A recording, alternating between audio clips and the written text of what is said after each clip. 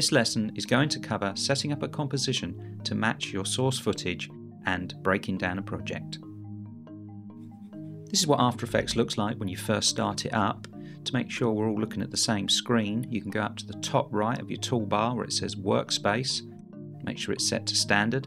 If it doesn't look like this but still says Standard, you can reset the workspace by clicking on Standard and coming down to Reset Standard. And just tell it to discard any changes. Now what I'm going to do here is bring in some source footage and base my composition on that source footage. So the first thing I'm going to do is import in a movie. There's a few ways to open import. You could go to File and Import, File. You could use your shortcut Apple I if you're on a Mac, or Control I if you're on a PC. Or the easiest way to open up import is just to double click this area inside your project window. And I'm going to target the desktop, the tutorial files folder. I'm looking for lessons 3 and I'm looking for the footage folder. Within that there's a file called Bicon Stand AE Clip 2. Click that and choose open, or just double click it. So this is a piece of DV footage. It tells me at the top here. I can see it's 720 by 576. It's got a rectangular pixel aspect ratio and it's got some fields as well. It's also telling me it's 36 seconds and 17 frames long. Now I could create a composition and put all this data in by going up to Composition, New Composition, and going through all of this here and trying to set it up and match it. I'll just cancel that. But the easiest way is just to drag the movie onto the New Composition button. And if I drop it, you'll see I've now got a new composition. Also, the composition size matches the footage in the comp view and in the timeline for length. So you can see here that the clip is 36 seconds and 17 frames long, 720 576, and my composition is 36 seconds and 17 frames long, 720 576. So this is a very easy way of creating a composition that matches your source media.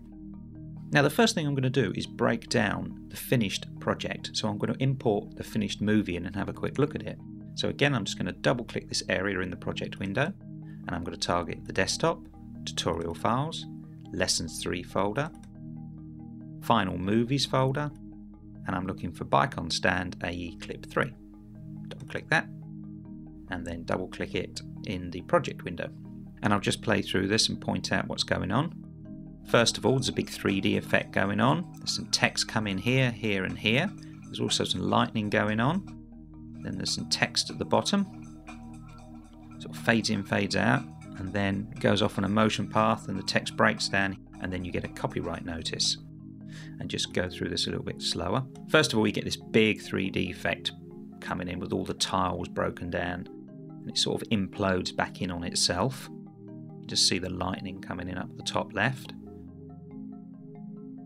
Then you get the word Saturday, and that fades in, so we'll be dealing with opacity. Then you get the word morning, and that's scaling up. Next you've got the word at the, and you can see the tracking is changing on that. So first of all, we're animating the tracking. And then second, we're animating scale on the letters A and T, and then after that on THE. So it sort of pops at and then the forward.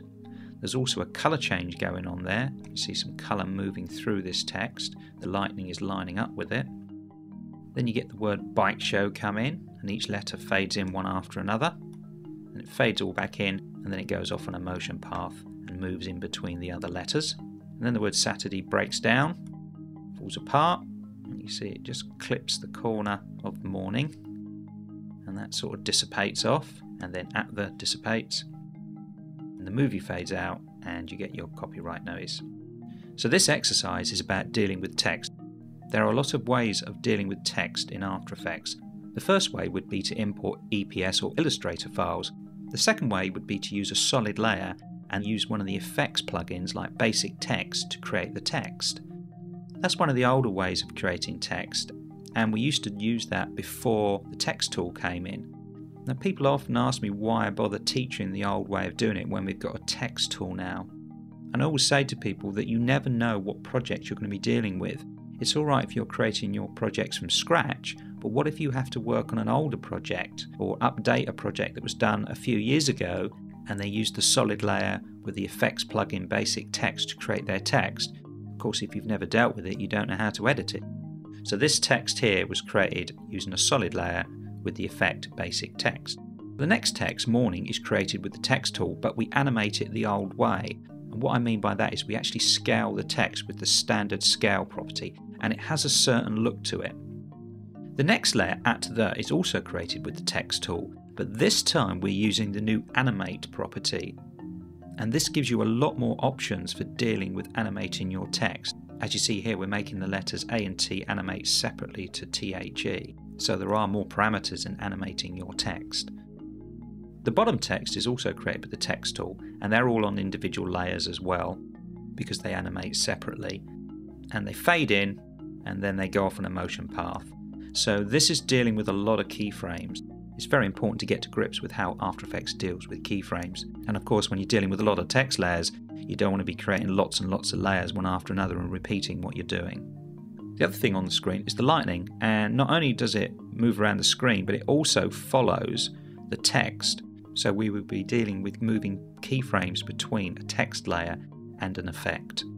Also, as the lightning moves off screen, the text breaks down, first the Saturday, then the morning, and then At The.